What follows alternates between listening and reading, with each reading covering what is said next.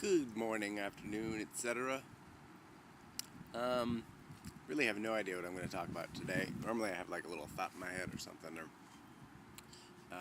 but then my devotion this morning was funny. It was talking about when you're speaking the truth in general, specifically the truth about Christ and salvation, to be cautious of adornment and sometimes that oratory excellence can actually get in the way of the simplicity of truth. And it's funny about it because something funny about it in general, because I like words and I like a little lace and finery on my verbal congress with the world. And then it was funny too because it just got me thinking about the whole political game that's being played out, almost done, out in the world, and how anybody who runs for president treads that same line of like, although often, I don't know if they speak truth. They speak general truth pretty well, some of them, better than others. But they're actually not really speaking truth at all, but they do speak. It's funny how over the years it's become simpler and simpler, so they just have to say simple stuff. Do you want change? Yeah. Do you want jobs? Yeah. And then I was thinking about how much coverage it's gotten and how exhausting it's kind of been, and I imagine for people in the news biz it's got to be ridiculously exhausting to be doing this for years now.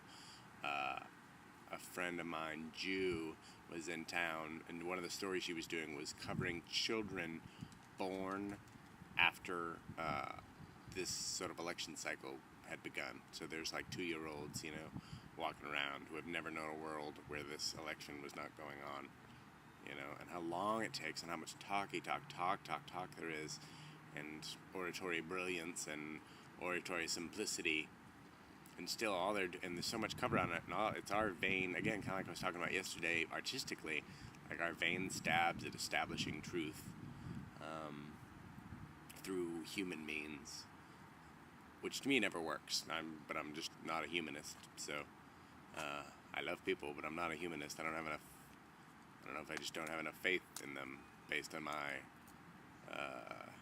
experience, or, again, the fruits, maybe, of humanity. And I was thinking that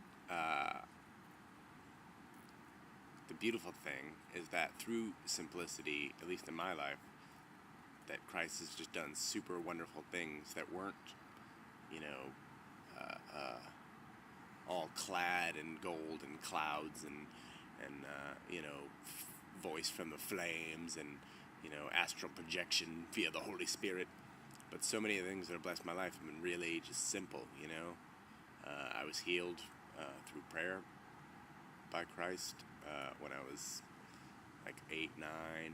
So simple. It was just laying on of hands and being amongst people, and I had sickness in my body and it wasn't going away, and I was going to have surgery and stuff and have a colostomy bag, thumbs down, but then it was just there and then it was gone, and it's just that warmth of solace in so many moments, of just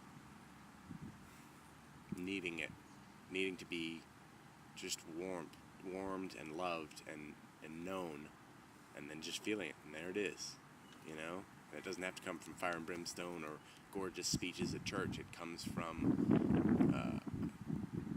enacting His will and accepting His love and just languishing in that, in just undeserved, sanctified salvation for all eternity. It's such a cozy thing.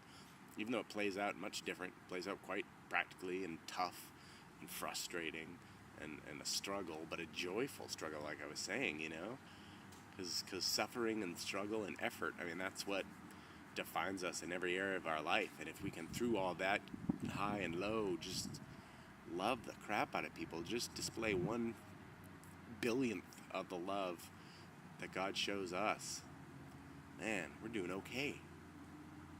All right, that's enough rambling for today. Love you guys. Have a great day. Peace and love. And stopping. No.